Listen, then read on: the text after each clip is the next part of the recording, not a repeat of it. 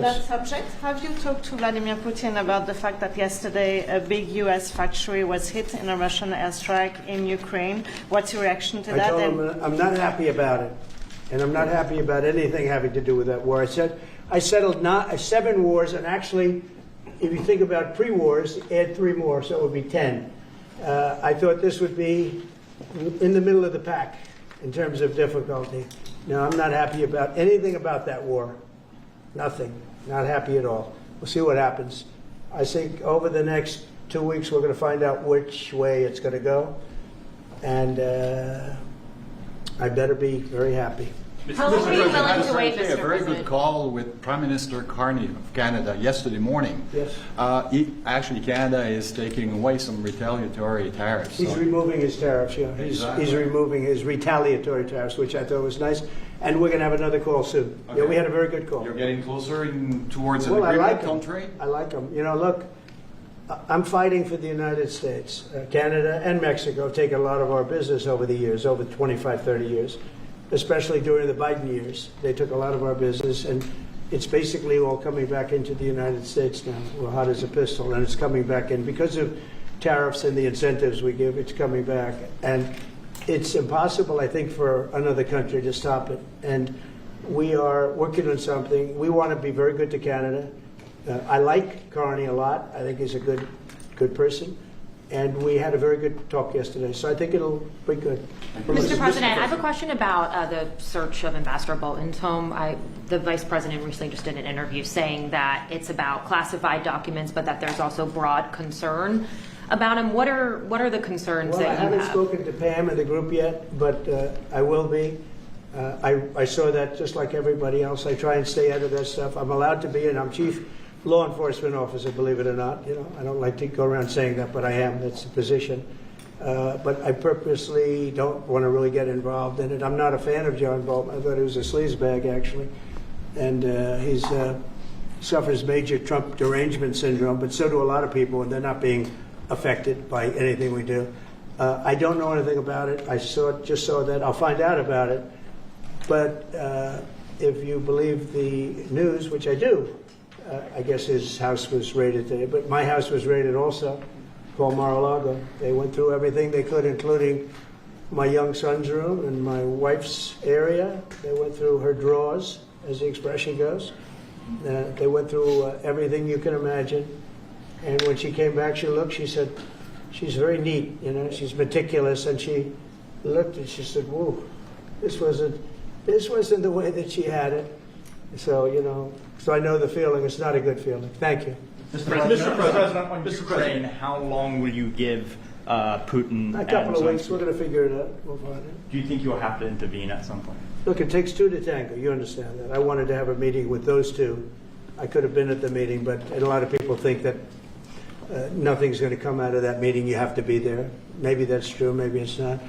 But we're going to see. In the meantime, people continue to die.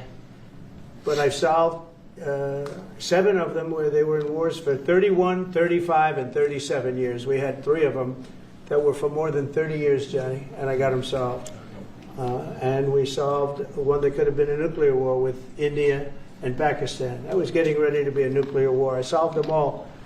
And this one, I thought we would have had it done by now, but it's more different. There's a lot of anger, a lot of hatred. There's a tremendous amount of hatred there. So. But we'll see what happens. I think in 2 weeks we'll know which way I'm going. Because I'm going to go one way or the other.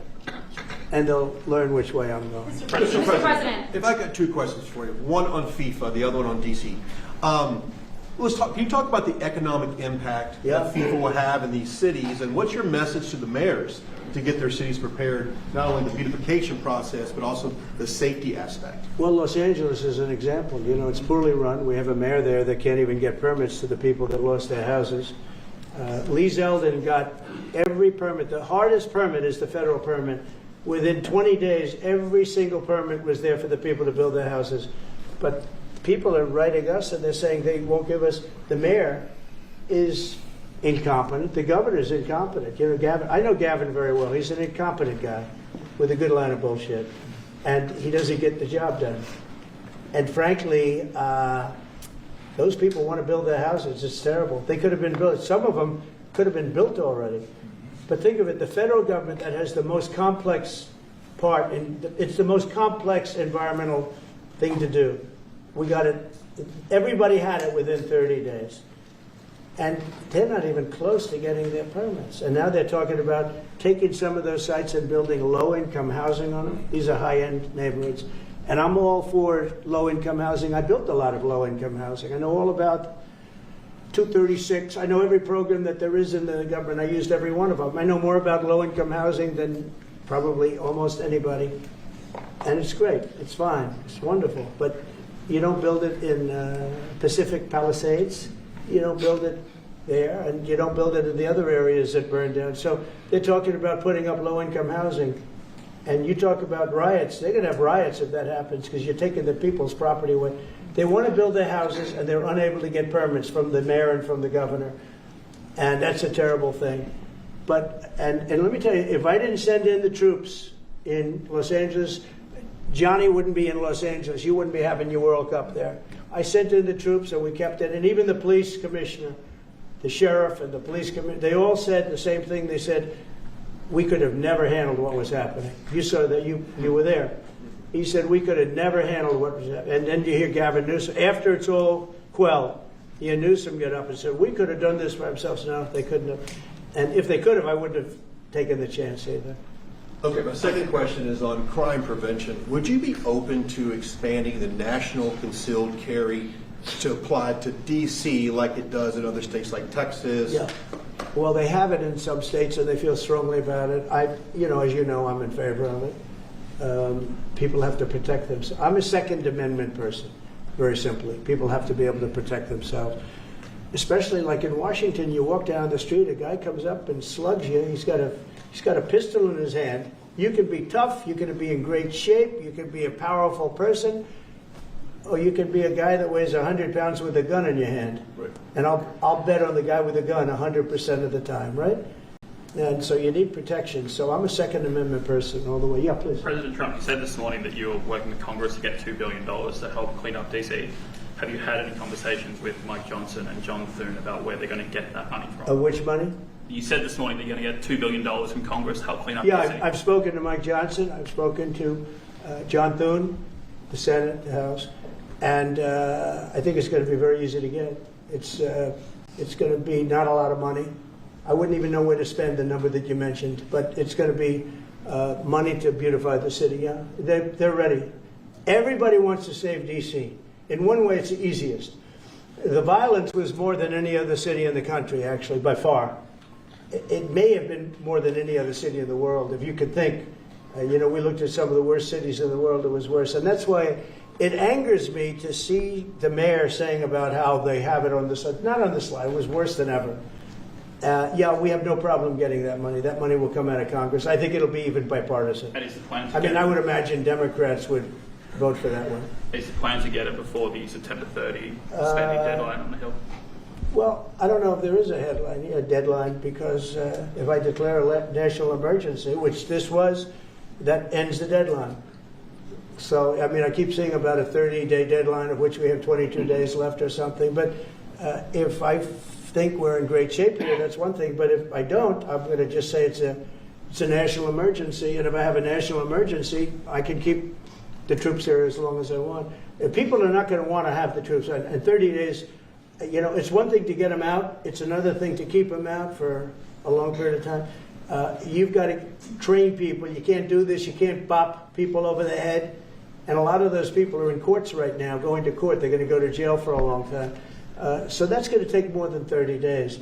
But if I have to, I'll declare a national emergency, which I don't think I have to do. Yeah. Mr. President, Ukraine and Russia, you said in 2 weeks you'll know whether you go. Yeah, I think I'll know the attitude of Russia and, frankly, of Ukraine. It takes two. What are the 2 ways you can go at the end of 2 weeks then?